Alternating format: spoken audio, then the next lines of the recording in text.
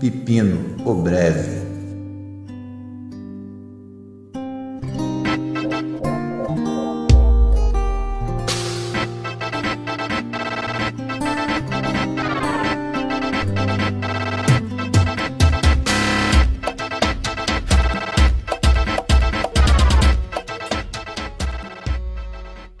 Bom, após a morte de Carlos Martel, o seu reino foi dividido entre seus dois filhos. O Carlos Mano, que era o mais velho, ele tornou-se prefeito do Palácio da Austrácia. E o Pipino III, que ganhou esse apelido de Pipino Breve, devido à sua altura, ele tornou-se prefeito da Neustria e Borgonha. Bom, o Carlos Martel, ele teve também um filho bastardo, chamado Grifo. E após essa divisão, o Pipino e seu irmão, Carlos Mano, aprisionaram o Grifo no mosteiro. Como nós vimos no vídeo de Carlos Martel, os ducados estavam buscando sua independência. E com isso, várias revoltas estavam acontecendo. E também tinha as questões da legitimidade do trono. E tudo isso levava às revoltas. O Carlos Martel, ele tomou algumas providências.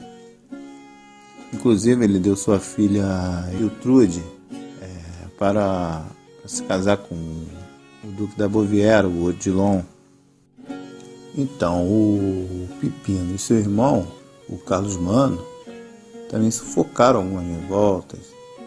Inclusive, seu cunhado Odilon, que o Carlos Mano acabou invadindo lá a Baviera e tomando a cidade de Norgal. Porém, ele deixou o Odilon lá ainda como duque.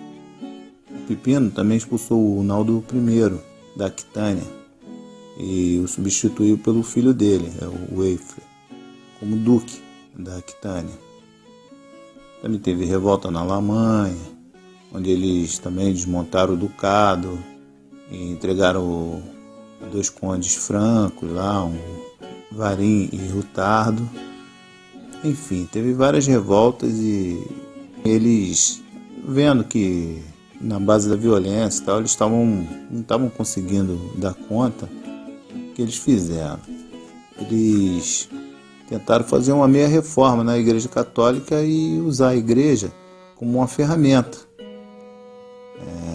Então o Pipino pediu apoio a um bispo, Bonifácio de Mogúncia, que acabou sendo seu aliado, se tornando aliado, e convocaram alguns concílios na igreja. Fizeram um concílio em Neustria, em Soissons, na Austrácia. E essas reformas, o que eles fizeram? Eles depuseram alguns sacerdotes que eram acusados de ter uma péssima conduta moral e por terem concubinas, esse tipo de coisa assim. Isso aí estava manchando o nome da igreja.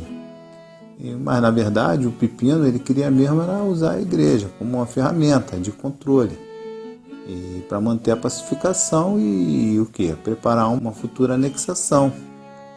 Só que esse plano também não funcionou muito bem, Então o que ele fez? Ele e seu irmão, eles mandaram soltar o Childerico III, que foi aprisionado pelo seu pai, o Carlos Martel. O Childerico III ele era da dinastia dos Merovingia. Mandaram soltar o cara e o colocaram no trono, tipo um bucha, um fantoche, só para poder dar um ar de legalidade, Porém, mesmo assim, as revoltas continuaram. Então o Pipino se casou com Berta, filha de Cariberto, duque de Leão. E em 747, o Carlomano, que era um cara muito religioso e tal, ele acaba se retirando em um mosteiro e chuta o balde, vai embora, assume o seu lado religioso e larga tudo para lá e se interna no mosteiro. Só que o Carlomano, ele tinha um filho chamado Drogo. Porém, o Pipino, que já havia se apossado da prefeitura de todo o Reino Franco. Ele buscou ajuda lá dos nobres e da igreja e tal, e desqualificaram o Drogo como herdeiro. E também nesse meio tempo também o Grifo, o irmão bastardo dos dois, né, consegue fugir e pede abrigo lá ao Odilon. E o Drogo acaba se unindo ao seu tio, né, o Grifo. Mas em 748 o Odilon acaba morrendo. Mas antes dele morrer, ele reconheceu a soberania dos francos. Bom, o Pipino, como ele tinha o controle do exército, ele conseguiu o apoio dos líderes francos e do clero, né? E acabou fazendo um acordo com o Papa Zacarias, que o legitimou como rei dos francos. A igreja, nesse tempo, ela estava passando por um momento difícil. Por quê? Porque o rei Astolfo, rei dos Lombardos, em 751, ele havia capturado Ravenna e estava cobrando um pesado imposto pela capitulação. E o que estava acontecendo também? O Império Bizantino, ele naturalmente era uma espécie de protetor da Igreja de Roma. Porém, desde que teve as querelas das imagens e outros eventos também entre o Papa e os bizantinos, a relação entre Roma e o Império do Oriente estava completamente desgastada, a ponto de uma ruptura. E o Papa precisava de alguém que o defendesse. Em 752, o Papa Zacarias morreu. E em seu lugar assumiu o Papa Estevão II. E não demorou muito para o Papa Estevão II em cobrar a fatura e pedir ajuda do Pipino. Com isso, o Pipino atravessou os Alpes com seu exército e derrotou o rei lombardo, o Astolfo, e deu as terras do Ducado de Roma, onde hoje fica o Vaticano. Também eles assinaram um tratado criando os Estados Pontífices, que eram um aglomerado de terras na Península Itálica, que se mantiveram como estados independentes, sob a autoridade do Papa, e cuja capital é Roma. Porém, não foi reconhecido pelo Império do Oriente. Por quê? Porque antes da invasão lombarda, eles eram detentores do exarcado de Ravenna. Então, isso criou um conflito com Constantinopla.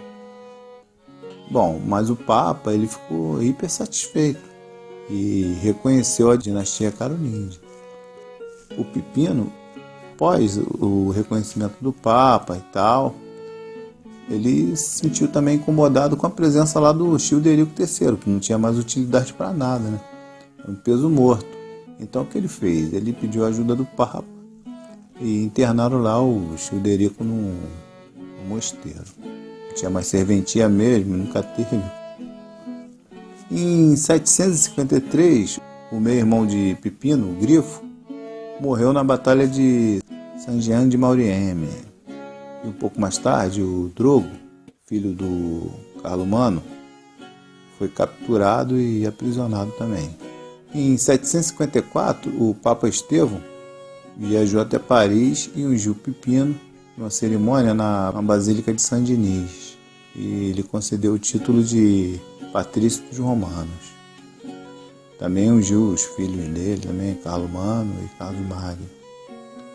O Pipino morreu em 768 e, após sua morte, seu reino foi dividido entre seus dois filhos, o Carlos Mano e Carlos Magno. Bom, é bem por aí. É mais ou menos isso aí.